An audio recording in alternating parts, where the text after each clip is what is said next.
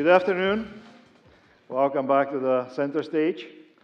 I would like to walk you through an interesting travel ecosystem, the one of Russia.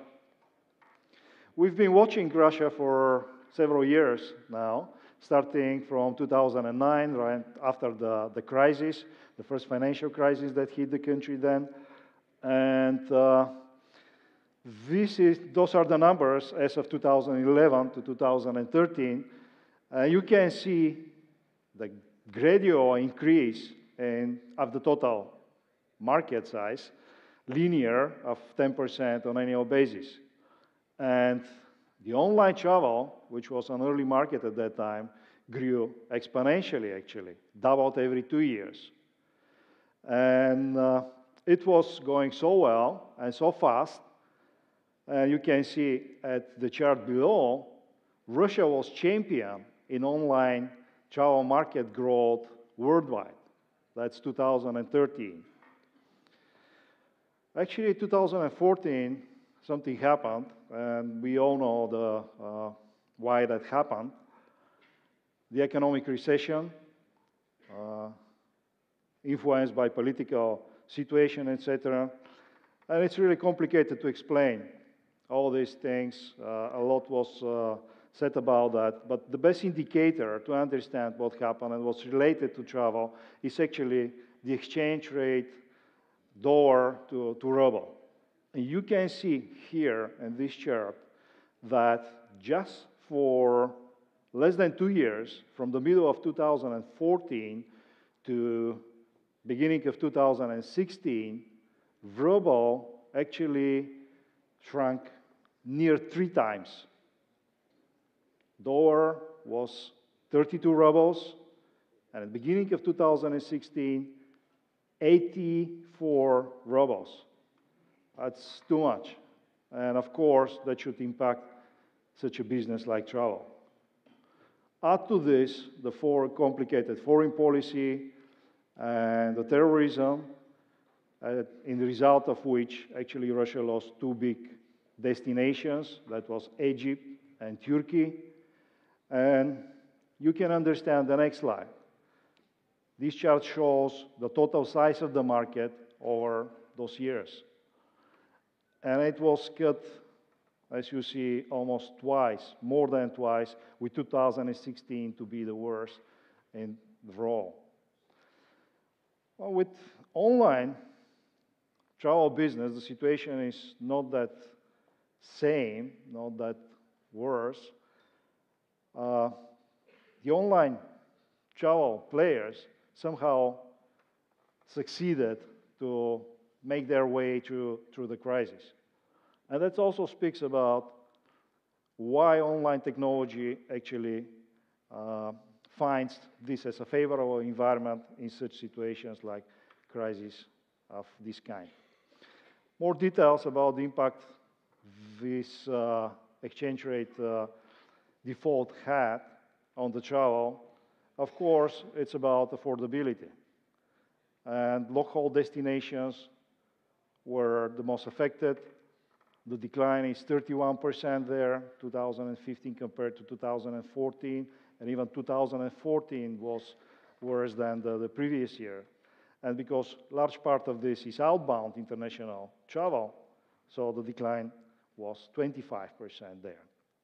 The equivalent of middle class of Russia, which used to be about $20,000, now is less than $10,000, and you can realize what they can afford and where they can afford to travel. Europe is now an expensive destination.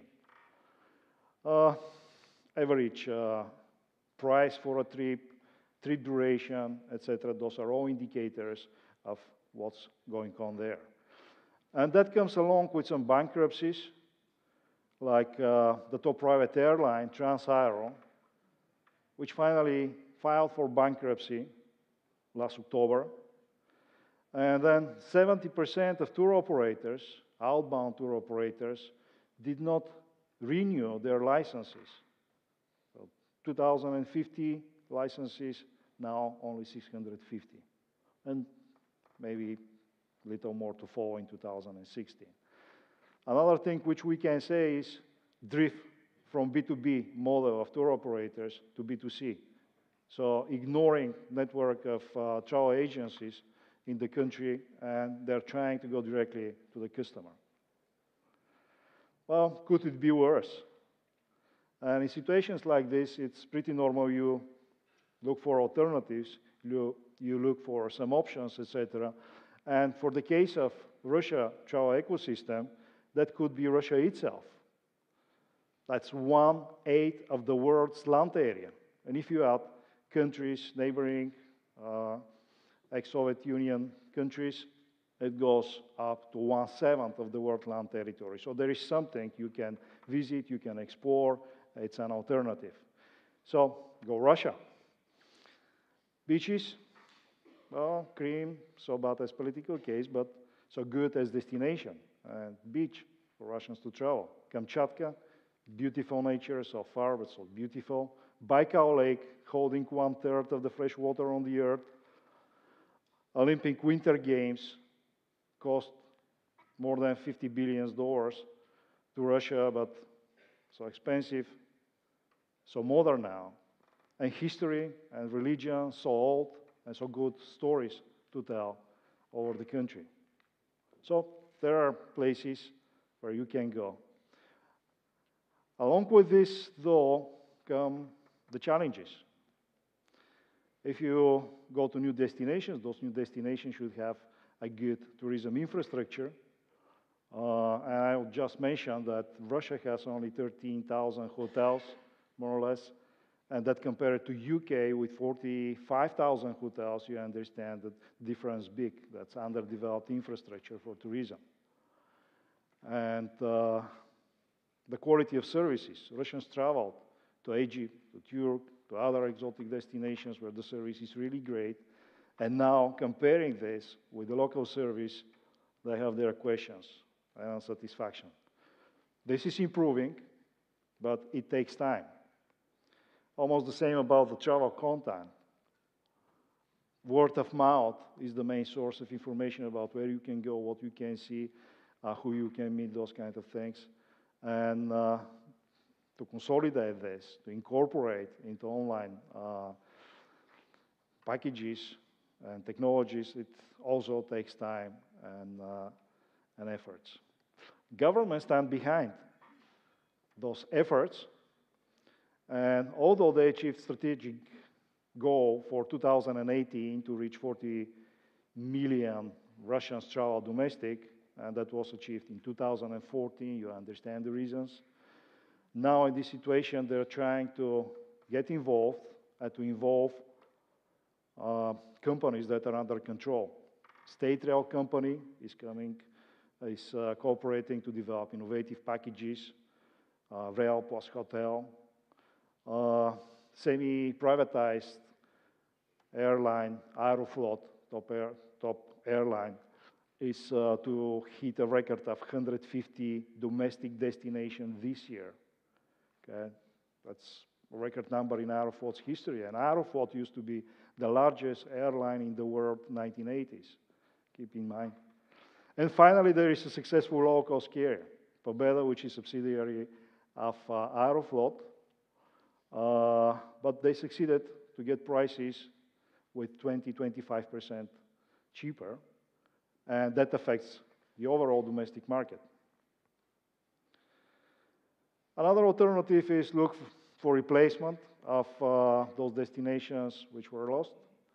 So Greece, Bulgaria come in the category of beaches, exotic countries. Vietnam is now taking place. China, India, economic travel. Italy and Spain are preparing packages which meet the demands of the Russian travelers about mostly the cost. So far, so good. I mean, you adapt to what's available, and people, the travelers in Russia, are already doing that. Early bookings, to be sure that you have the same price, that you have the destination, etc., up to 120% beginning of this year to some destinations. Market consolidation is a process. Operators really not having other alternative series, refocus on domestic packages, and there is 15% annual growth 2015, and the same is expected 2016. And inbound travel, because of the exchange rate, Russia is very attractive now. You can go really cheap and have great quality, Moscow, St. Petersburg, and other destinations. And in 2015, that brought 16% more travelers to Russia, and probably more to come this year. And if you look at the size of the market, but in local currency, in rubles, the situation, as you see, is not that bad. Of course, 2015, losing two big destinations is something, but overall, the situation is not that bad. And look at the online travel. It keeps growing, it keeps stable, and the share of online travel in Russia is growing. It's growing significantly, as it was what we saw 2009, 2010. So, go online. The crisis actually was the final push for many people to go online. Well, a lot of search is done online, and it's about finishing your online search, whether you pay online or you choose to go to the travel company, brick-and-mortar company, and so on and so on. But overall, trust in online travel has grown. That also could be explained with the transparency of online travel players. A lot of information, a lot of ratings, and so on and so on. So people trust this, and that explains the growing of online. Also, Russia is actually the sixth country in the world by number of internet users. More than 1 million internet users there. That also comes with the online age. It's not just the millennium generation. X generation is there too now.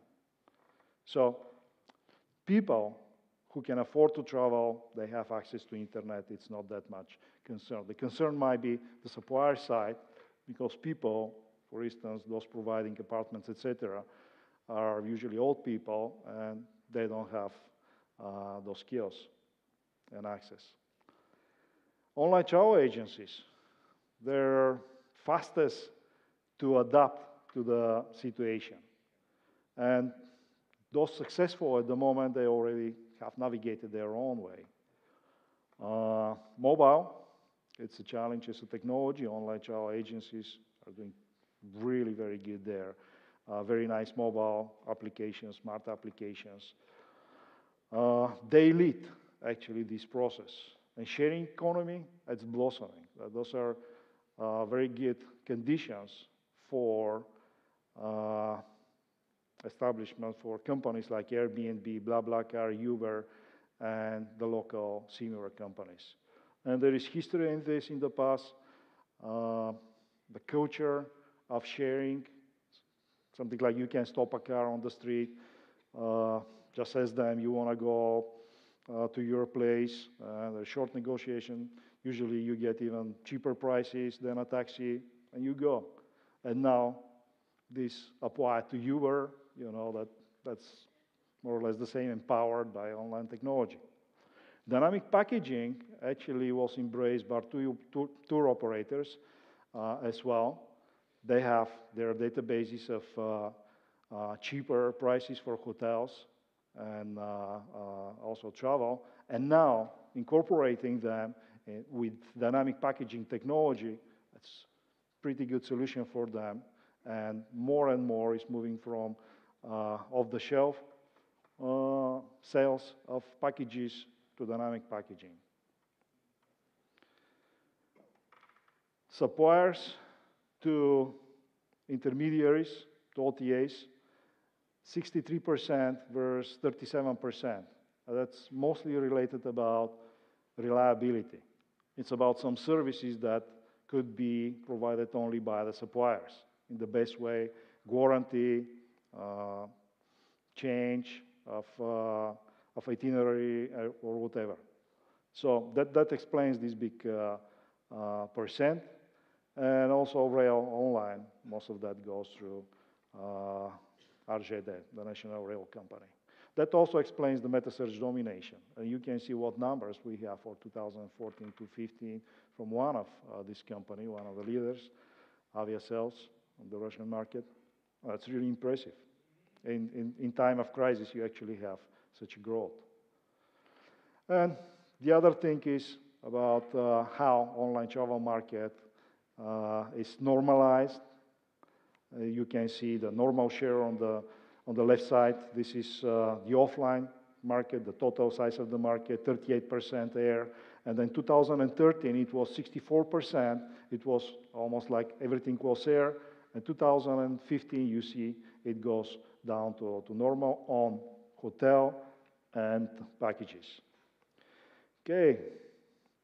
Investors, some Western investors actually smelt the higher risk, so they withdraw, but the gap is being filled, although there is still a lot of need for understanding what's going on in the market, how to assess the risk, and so on and so on.